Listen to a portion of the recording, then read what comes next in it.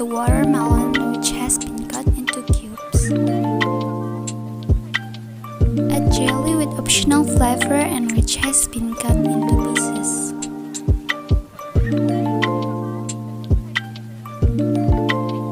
Next, add 1 or more sachets of Thousand Island sauce.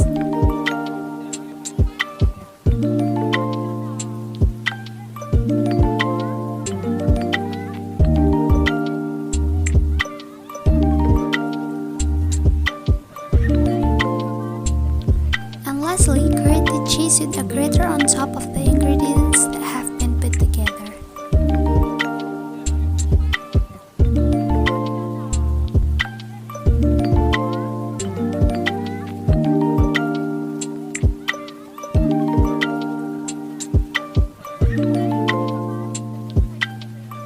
And now your fruit salad is ready to eat.